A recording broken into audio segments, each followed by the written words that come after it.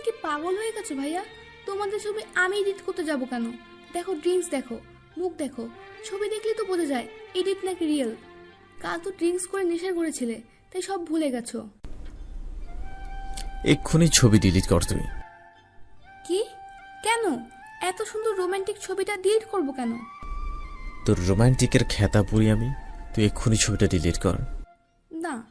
আহনাফ কড়া করে একটা ধমক দিতে গিয়েও থেমে গেল। কণ্ঠস্বর যথাসম্ভব ঠান্ডা রেখে বলল, শোনাবো না আমার কলিজা, আমার কি খাবি তুই বল? আইসক্রিম আর চকলেট? তোর তোর অ্যাকাউন্টে টাকা লাগবে? কত করে খাবো? আচ্ছা আচ্ছা, তোর বার্থডে কবে? কি গিফট নিবে এবার? নেহা ফিক করে হেসে ফেলে। হাসতে হাসতে বলে, তুমি একটা ড্রামা কিং। আহনাফ মুখটা কাদো কাদো করার ভান ধরে বলল, কর না ডিলিট, এমন করিস কেন? ভাইয়ের কষ্ট বুঝবি না তুই? তোমাকে ছবিটা হোয়াটসঅ্যাপে পাঠিয়েছি, ডিলিট করতে মন চাইলে তোমার ফোন থেকে ডিলিট করো। আমার ফোন থেকে এত সুন্দর ছবিটা আমি ডিলিট করব না। তোরা এতগুলো অপশন দিলাম তাও করবি না? কি লাগবে তুই শুধু বল একবার। কিচ্ছু লাগবে না, আমি ঘুষ খাই না। আজ তো ঘাড়তারা একটা অসভ্য বদমাইশ। তোমারই তো বোন।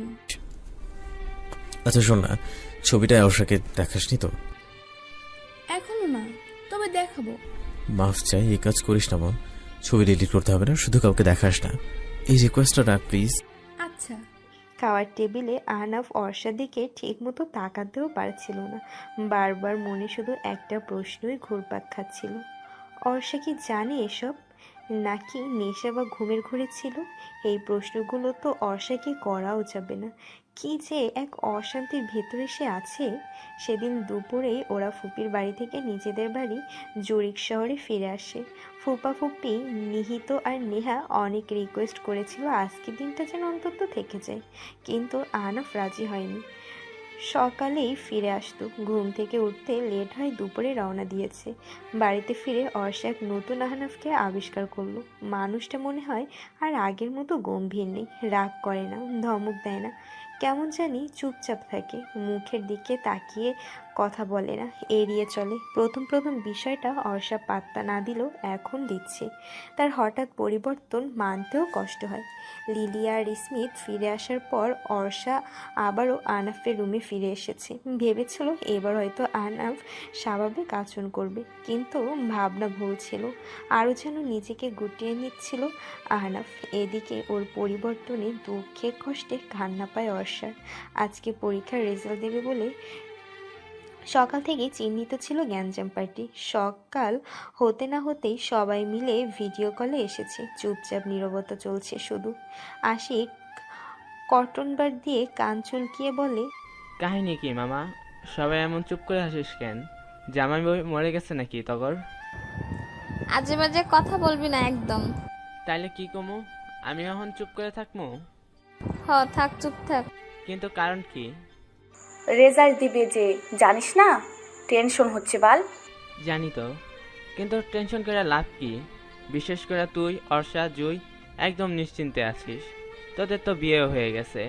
তোরা এখন ফেল করলেই কি আর পাশ করলেই কি? এটা কিন্তু ঠিক কথা। আচ্ছা, খেয়ে নে আগে। তোরা এবার চুপ থাকতো। আমার একটা কথা শোন, রেশমির একটা হেল্প লাগবে আমার। রেশমি নখ কামড়াচ্ছিল দাঁত দিয়ে। আহিলের কথা শুনে সেভাবেই বলল, কি? কালকে আমার সাথে রেস্টুরেন্টে যেতে হবে। আর পুরো কথা শেষ হওয়ার আগেই দিদা লাফিয়ে উঠে বলল, শুধু রেশমি একা কেন? আমি কি দোষ করলাম? না মানে আমরা কি দোষ করলাম? আগে তো আমার কথাটা শেষ করতে দে। আরে রাখ, আমাদের ইনভাইট কর। তুই আর অর্ষা যে এ প্লাস পাবি ওইটা আমরা জানি, আমাদেরও ট্রিট দিতে হবে। রেশমি একা কেন পাবে? এত বুঝিস কেন? বলতে দে আমায়। রেশমি, তোকে আমার গার্লফ্রেন্ড সেজে একটু অভিনয় করতে হবে কাল। ওই যে পিচ্চি মেয়েটা, জাস্ট একটু বিশ্বাস করাতে হবে আমার গার্লফ্রেন্ড আছে। সবসময় তোরা বলির পাঠা কেন আমাকেই বানাস বলতো? এমনিতেই তো কোনো বর নাই, বয়ফ্রেন্ড নাই, তার উপর এই মিথ্যা নাটক করলে কি এই জীবনের বফ আর বর কিছু পাবো নাকি? আরে সেন্টি খাওয়া অফ করতো। আচ্ছা, আমায় জানাস তোরা রেজাল্ট দিলে। আমার ক্ষুধা লাগছে, খাবো আমি এখন। আচ্ছা, খেয়ে নে আগে। আহনাফ আজ অফিসে যায়নি। কোনো উপলক্ষ বা কেন যায়নি সেটা অর্ষারও জানা নেই। আহনাফ বলেনি। আজকাল সে তো ঠিকমতো কথাই বলে না।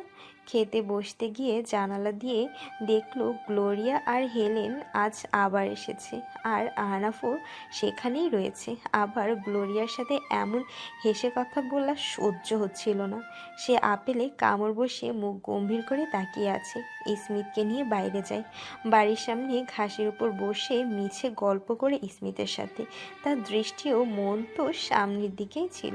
অর্ষাকে দেখে হেলেনও এগিয়ে আসে, অর্ষার পাশে বসে জিজ্ঞেস করে, কেমন আছে অর্ষা? নিজের নামের করুণ দশা দেখে মনে মনে দীর্ঘশ্বাস নেয় অর্ষা। এরপর হেসে বলে, ভালো, আপনি?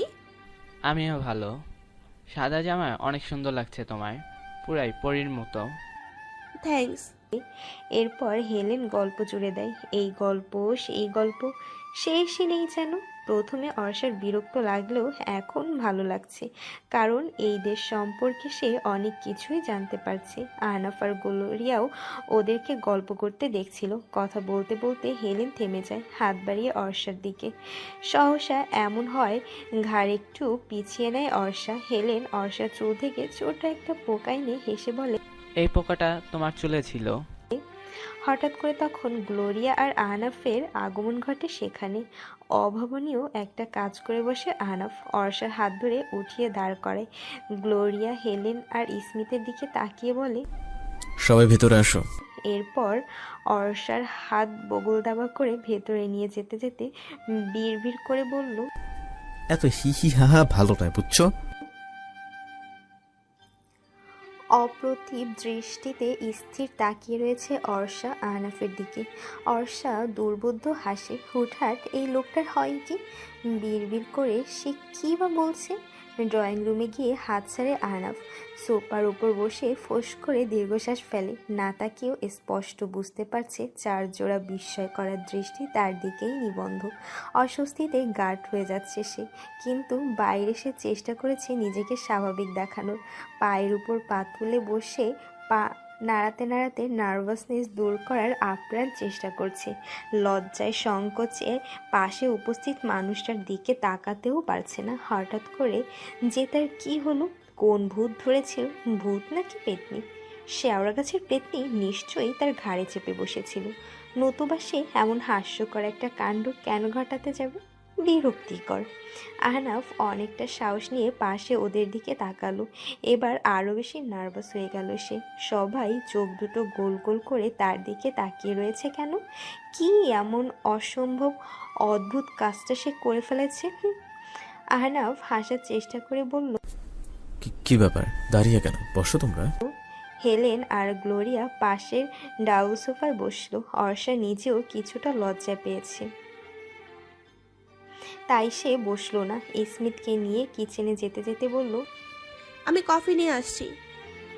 तुम्हें कोई और देखे तो जलता है दिल, बड़ी मुश्किलों से फिर संभलता है दिल, क्या क्या जतन करते हैं तुम्हें क्या पता, ए दिल बेकरार कितना ये हम नहीं जानते, मगर जी नहीं सकते तुम्हारे बिना।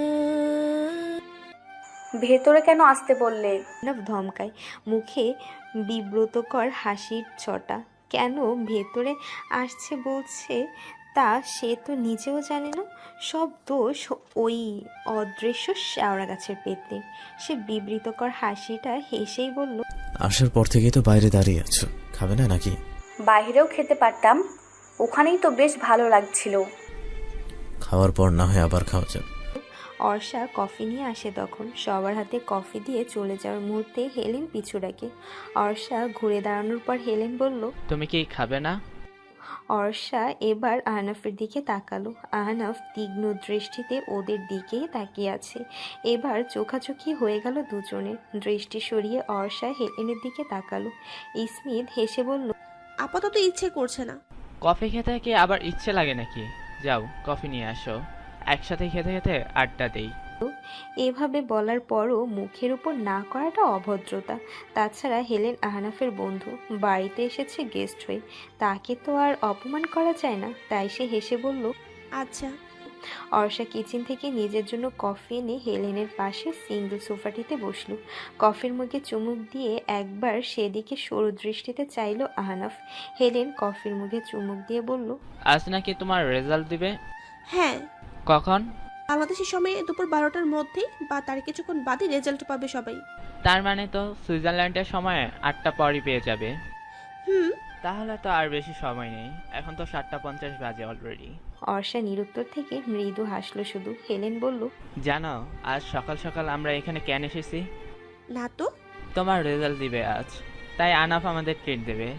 আজ আমরা সবাই একসাথে ঘুরবো, তাই তো আনাফও আজ অফিসে যাবে না বলে ছুটি নিয়েছে।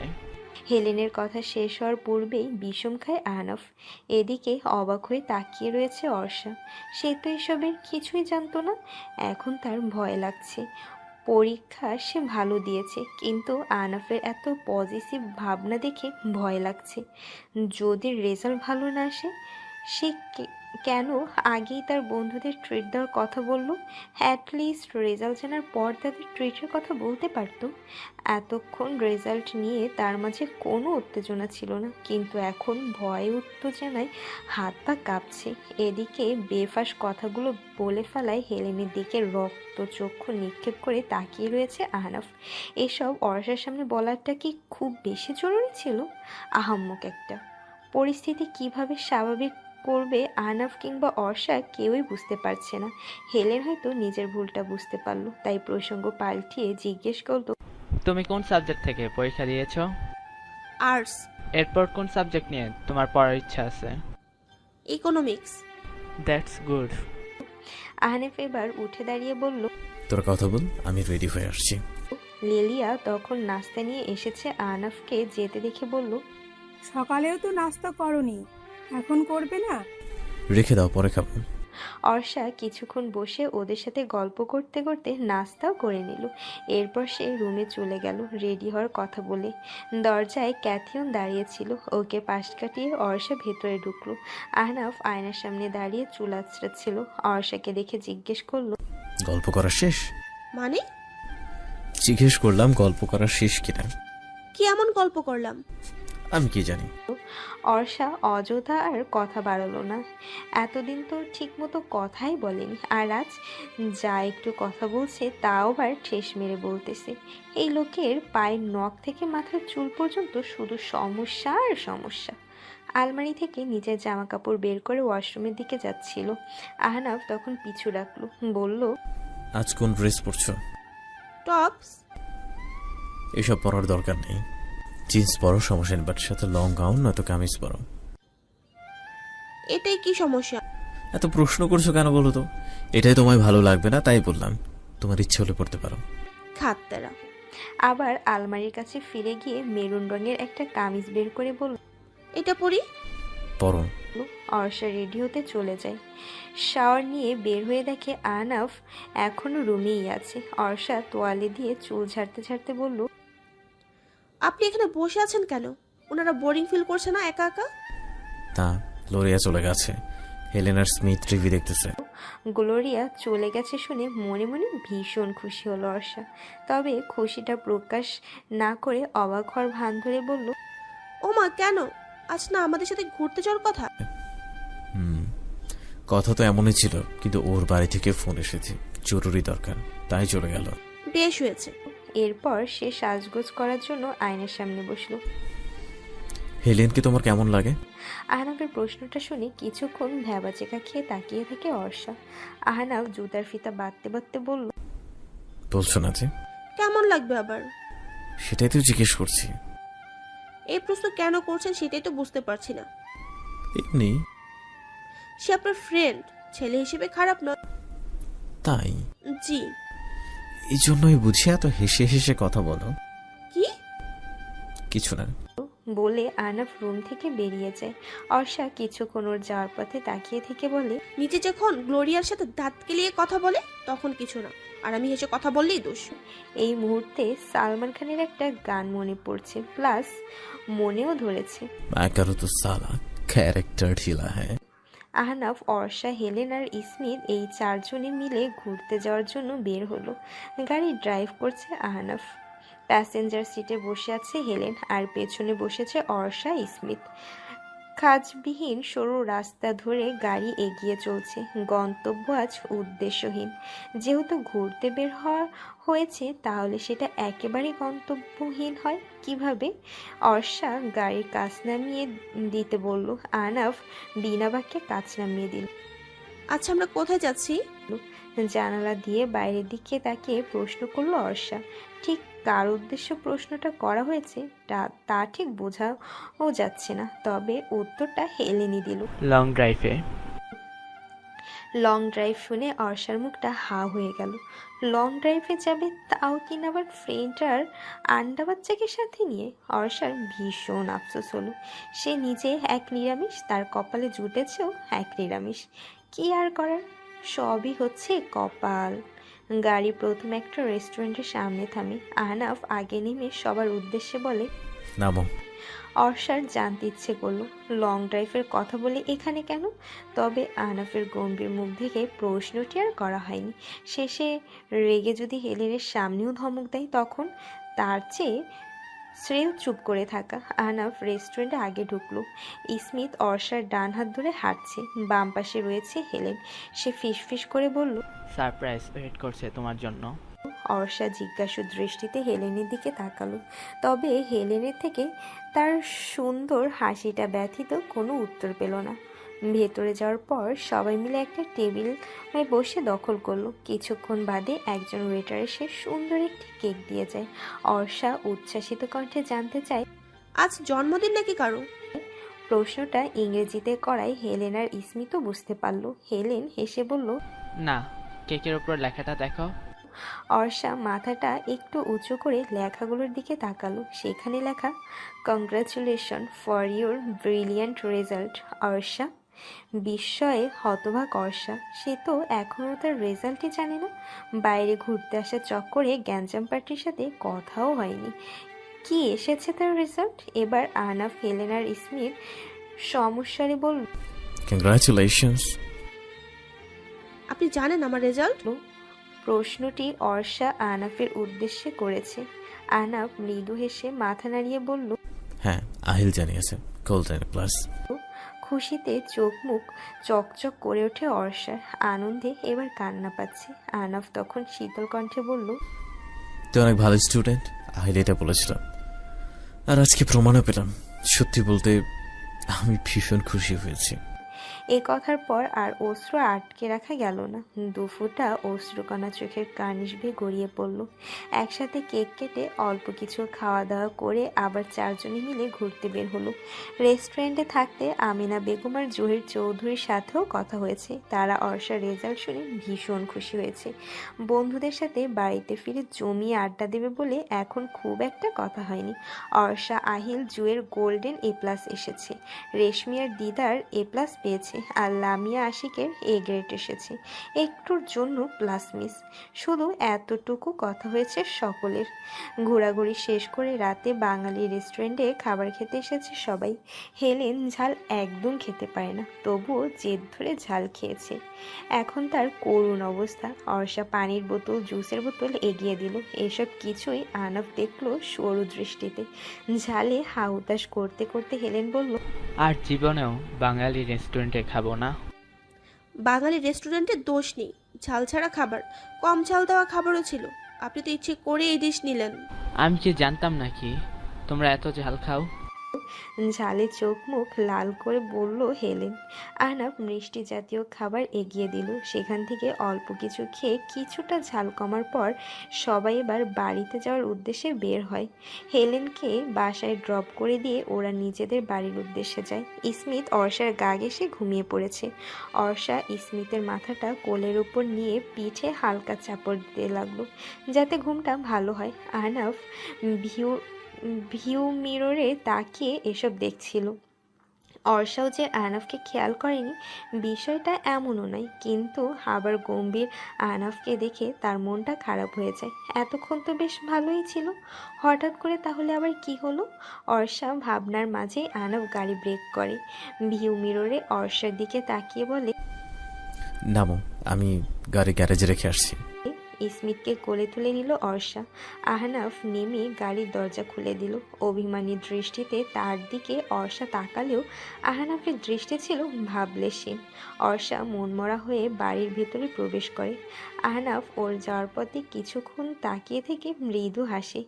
স্মিথকে লিলিয়ার কাছে দিয়ে অর্ষা নিজের রুমে গেল। লিলিয়া পেছন থেকে জিজ্ঞেস করল, আজ কেমন ঘুরলে? অর্ষা ফিরে তাকিয়ে মৃদু হেসে বলল, খুব ভালো। স্টিমের জন্য তোমার কষ্ট হলো তাই না? না আন্টি, বরং ওর সঙ্গে আমার ভীষণ ভালো লেগেছে। যাও ফ্রেশ হয়ে নাও আগে। অর্ষা মুচকি এসে রুমের দিকে পা বাড়ায়। তিয়াসের কথা বড্ড মনে পড়ছে। কেমন আছে সোনা বাবাইটা? কতদিন দেখা হয় না, কোলে নিয়ে আদর করা হয় না। এসব ভেবে মনটা তার আরও খারাপ হয়ে যায়। ক্যাথিয়ন আর অ্যানিয়নও এসেছে অর্ষার পিছু পিছু। আগে অ্যানিয়নও পালিয়ে বেড়ালেও এখন আর পালায় না। সেও এখন ক্যাথিয়নের দেখা দেখে অর্ষার পিছু পিছু ঘোরে। কথায় আছে, সঙ্গদোষে লোহাবাসে। ওদের ব্যাপারটাও এখন এমন। মন খারাপের পরিমাণ একটু বেশি থাকায় ওদের উপস্থিতি আজ খুব বেশি ভয় পাওয়ালো না। এছাড়া শরীরও ভীষণ ক্লান্ত। ফ্রেশ না হয়েই বিছানায় শুয়ে পড়বে সেই সময় তার ফোনটা বেজে ওঠে। হোয়াটসঅ্যাপে আননোন নাম্বার থেকে ফোন এসেছে। অর্ষা ফোন রিসিভ করে ক্লান্ত স্বরে বলে, হ্যালো। ওই পাশে নীরবতা। অর্ষা আবার বলল, হ্যালো, কে বলছেন? কেমন আছিস? ম্রিয়মান কণ্ঠে ভেসে আসা কথাগুলো শুনে বিদ্যুৎ চমকানোর মতো চমকে যায় অর্ষা। অস্পষ্ট স্বরে বলল, কে আপু? ওপাশ থেকে কেয়া বলল, হ্যাঁ, কেমন আছিস বললি না তো? কেয়ার উপর এতদিন জমে থাকা সকল রাগ অভিমান গলে পানি হয়ে গেছে। সে কান্না করে ফেলে। ফোপানোর শব্দ শুনে কেয়া বলে, বর্ষা, কাঁদছিস কেন তুই? আজকের দিনেও কেউ কাঁদে? কত ভালো রেজাল্ট করেছিস তুই। অর্ষা কান্না থামিয়ে কোনো রকম বলল, তুমি কোথায় চলে গেছো বলো? কেন এভাবে চলে গেলে সেদিন? কোথায় আছো তুমি? এই নাম্বার কোথায় পেলে? এতদিন পর মনে পড়েছে। আমাদের সবাইকে ছেড়ে যাওয়ার কারণটা কি? ফোনের অপর প্রান্ত থেকে দীর্ঘশ্বাসের শব্দ আসে। এরপর কেয়া মৃদু শব্দে হাসে। হেসে কেয়া বলল, তোর রেজাল্টের জন্য অনেক অনেক শুভকামনা রইল। ভালো থাকিস। কথা শেষ করার সাথে সাথে ফোন কেটে দিল কেয়া। হর্ষাও সাথে সাথে আবার ফোন দিল। রিং হওয়ার পরও ফোন রিসিভ করছে না। অর্ষা আবার ট্রাই করে। বেশ কয়েকবার ট্রাই করার পর এখন আর কল যাচ্ছে না। কেয়া ব্লক করে দিয়েছে। অর্ষা নীরব, নিস্তব্ধ ও অস্থির দেখে শব্দহীনভাবে রুমে প্রবেশ করে আহনাফ। ক্যাথি আর অ্যানিকে দেখে ম্যাও ম্যাও শুরু করে। এবার অর্ষার দিকে তাকায় আর একবার আহনাফের দিকে। হয়তো বোবা প্রাণী দুটো আহনাফকে বলতে চাচ্ছে অর্ষা কেঁদেছে। আহনাফ কিছু বলল না। অর্ষার পাশে বসে জুতা খুলতে খুলতে বলল, কি হলো হঠাৎ? মন খারাপ কেন? আটকে রাখা কান্নাগুলো বারবার যেন দলা পাকিয়ে যাচ্ছে। অর্ষা ফুপিয়ে ওঠে। হাতকে ওঠে আহনাফ। মৃদুস্বরে ডাকে, অর্ষা। অর্ষা এবার শব্দ করেই কেঁদে ফেলে। আহনাফ অস্থির চিত্তে জিজ্ঞেস করে, কি হয়েছে তোমার? উত্তর না পেয়ে অর্ষার দুবাহু ধরে নিজের দিকে সোজা করে বসায়। হাত দুটো চেক করতে করতে জিজ্ঞেস করে, ক্যাথি কি আবার খামচি দিয়েছে নাকি অ্যানি? অর্ষা কথা বলতে পারল না। ঠাই হিসেবে আহনাফের বিশ্বস্ত বুকটাকে বেছে নিল, যেখানে এখন সে ভরসা পায়, স্বস্তি পায়, শান্তি অনুভব করে। দুহাতে সে শক্ত করে আহনাফকে জড়িয়ে ধরে। আহনাফ অর্ষার মাথায় হাত বুলিয়ে আদুরে কণ্ঠে বলল, please don't cry, I always want to see smile in your face. এই অর্ষা, আমায় বলো কি হয়েছে? ছোট্ট পেলব শরীরখানা কিছুক্ষণ বাদে বাদে ইচ্ছুত কেঁপে উঠছে। কাঁদতে কাঁদতে হিসকে উঠে গেছে অর্ষার। আহনাফ নিরুপায় ভূমিকা পালন করছে। অনেকবার জিজ্ঞেস করেও কোনো উত্তর খুঁজে পায়নি, তাই নিশ্চুপ থেকে মাথায় হাত বুলিয়ে দিচ্ছে। কান্নার গতি কমলেও একটু পরপর ফুপিয়ে উঠছে। আহনাফ মৃদুস্বরে বলল, অনেক রাত হয়েছে বর্ষা, এখন ঘুমাও। আহনাফকে ছেড়ে দিল অর্ষা। দু হাতে চোখের পানি মুছে ওয়াশরুমে চলে গেল। আহনাফ কিছুক্ষণ সেভাবেই বসে রইল। অর্ষা ফ্রেশ হয়ে আসার পর সেও গিয়ে ফ্রেশ হয়ে আসে। এসে দেখে অর্ষা লাইট নিভিয়ে শুয়ে পড়েছে। ক্যাথিয়ন আর অ্যানিয়নকে ডিম লাইটের আলোয় দেখা যাচ্ছে গুটিসুটি হয়ে অর্ষার পায়ের কাছে বসে আছে। আহনাফ আনমনেই হেসে ওঠে। খুনাক্ষরেও যদি অর্ষা একবার টের পায় ওরা দুটোই ওর এত নিকটে বসে আছে, তাহলে নির্ঘাত অর্ষা চেঁচিয়ে বাড়ি মাথায় তুলবে। হঠাৎই তার মনটা আবার খারাপ হয়ে যায়। অর্ষা এভাবে কাঁদলো কেন? সারাটা দিন তো সব ভালোই ছিল। বুক ভরে শ্বাস নেয় সে। আবছা আলো অন্ধকারে অর্ষার ঘুমন্ত মুখটির দিকে কিছুক্ষণ নিশ্চুপ তাকিয়ে থাকে। তারপর ক্যাথি আর অ্যানিকে লিলিয়ার কাছে দিয়ে সেও নিঃশব্দে অর্ষার পাশে শুয়ে পড়ে। আনমনি ভাবতে থাকে, বিথি কি ঘুমিয়ে পড়েছে? সকাল নিতু আর বিথি স্কুলের সামনে থাকা সেই রেস্টুরেন্টে এসে বসে আছে। আজকে আহিল ওর গার্লফ্রেন্ডকে কি সত্যি নিয়ে আসবে? ভাবতেই তো বুকটা কেমন ধক করে উঠছে। সকালকে মনমরা হয়ে বসে থাকতে দেখে নিতু জিজ্ঞেস করল, মুখ প্যাঁচার মতো বানিয়ে রেখেছিস কেন? টেনশন হচ্ছে খুব। যদি ওনার সত্যিই গার্লফ্রেন্ড থাকে? থাকলে থাকবে, দুনিয়াতে কি ছেলের অভাব আছে নাকি? কিন্তু ওনার বড্ড অভাব। সে তো এক পিসি। উনি যদি মিঙ্গেল হয় তাহলে আমি আজ ক্লাসই করব না। আরে আজব, ক্লাস কেন করবি না? কারণ ওনার গার্লফ্রেন্ড আছে, এটা যদি সত্যি প্রমাণিত হয় তাহলে বিষয়টা আমার ভালো লাগবে না, কষ্ট পাবো। আর কষ্ট পাওয়া মন নিয়ে ক্লাস করা যায় না। বিথি কিছু বলতে যাবে, নিতু তখন কনুই দিয়ে দুপাশে দুজনকে খোঁচা দেয়। চোখের ইশারায় সামনে তাকাতে বলে। ওর ইশারা অনুযায়ী সকাল এবং বিথি সামনে দৃষ্টিপাত করে। মুহূর্তেই সকালের মনটা ভেঙে টুকরো টুকরো হয়ে যায়। আহিলের হাত ধরে আছে রেশমি। দুজনের মুখেই লেগে আছে অমায়িক হাসি। আহিল রেশমিকে নিয়ে ওদের সামনের চেয়ারে বসলো। ফোনের সময় দেখে বলল, সরি তিন পিচ্ছি, একটু দেরি হয়ে গেল। তিনজনই নিরুত্তর হয়ে তাকিয়ে রয়েছে শুধু। রেশমি ওদেরকে পরখ করে একগাল হেসে বলল, আসলে কি হয়েছে বলতো? রেজাল্ট দেওয়ার আনন্দে না দুজনে গতকাল রাত জেগে কথা বলেছি। ওর ঘুম সকালে তাড়াতাড়ি ভাঙলো, আমার ঘুম ভাঙেনি। একটু বেশি ঘুমাই কি না তাই আর কি। কিন্তু আমার জান না খুব ভালো, জানো। বলে রেশমি আহিলের গাল টেনে দিল। আহিল প্রথমে গরম চোখে তাকালেও সকালের দিকে দৃষ্টি পড়ায় হাসার চেষ্টা করে। সকাল নিষ্পলক তাকিয়ে রয়েছে। তার চাহনি কাতর, অসহায়, নিঃসঙ্গ প্রায় ঠেকেছে তার। আহিল রেশমির হাত নিজের হাতে নিয়ে বলল, পরিচয় করিয়ে দিই, ও হচ্ছে রেশমি, আমার গার্লফ্রেন্ড। আর রেশমি ও হলো সকাল, আর এরা দুজন ওর বান্ধবী। ও আচ্ছা আচ্ছা, সকাল তো ভোরের সকালের মতো স্নিগ্ধ দেখছি। তো তোমাদের নাম কি? নিতু ও বিথির উদ্দেশ্যে প্রশ্নটা করে রেশমি আহিলের কাঁধে মাথা রাখলো। আহিল একটু উসখুস করলেও কিছু বলল না। আমার নাম নিতু আর ওর নাম বিথি। মুখে জোরপূর্বক হাসি টেনে বলল নিতু। রেশমি আবারও হেসে বলল, ও আচ্ছা আচ্ছা, খুব সুন্দর নাম। এরপর আহিলের দিকে তাকিয়ে বলল, জান, খাবার অর্ডার করবে না? রেশমির অতিরিক্ত বাড়াবাড়ি অ্যাক্টিং দেখে আহিলের চোয়াল শক্ত হয়ে ওঠে। জান প্রাণ ফুসফুস আবার কি? রেশমি অবশ্য ওর রিয়াকশনের ভয় পেল না, বরং সে সকালদের উদ্দেশ্যে বলল, তোমরা কি খাবে? সকাল এতটা সময় চুপ করেই ছিল, এবার বসা থেকে উঠে দাঁড়ালো। জোরপূর্বক মুখে হাসি টেনে বলল, কিছু খাবো না আপু, ক্লাসে দেরি হয়ে যাবে, যাচ্ছি এখন। সে কি, না খেয়ে কেন যাবে? অ্যাটলিস্ট চা কফি কিছু তো খাও। না আপু, ভাগ্যে থাকলে অন্য একদিন। ভালো থাকবেন আপনারা। আপনাদের দুজনের জন্যই অনেক শুভকামনা রইল। তোমার জন্য দোয়া রইল পিচ্ছি। বাই দ্য ওয়ে, তুমি কিন্তু তোমার কথা রাখবে এবার। কিসের কথা আহিল? সকাল প্রত্যুত্তরে মেকি হাসি দিয়ে বলল, নিশ্চিন্তে থাকুন, আর বিরক্ত করবো না আপনাকে। এরপর সে নিতু এবং বিথিকে নিয়ে রেস্টুরেন্ট থেকে বেরিয়ে গেল। ওরা বেরিয়ে যাওয়ার সাথে সাথে এক ঝটকায় হাত ছেড়ে নিল আহিল। চিবিয়ে চিবিয়ে বলল, তোরে এত ওভার অ্যাক্টিং করতে কে বলেছে? হ্যাঁ, রেশমিও বা কম যায় কি? সেও ধমক দিয়ে বলল, 100 বার করবো। তোকে যে সাহায্য করেছি এটাই তো তোর ভাগ্য। তুই এবার আমায় ধমক দিচ্ছিস? এই দিলি তুই উপকারের প্রতিদান।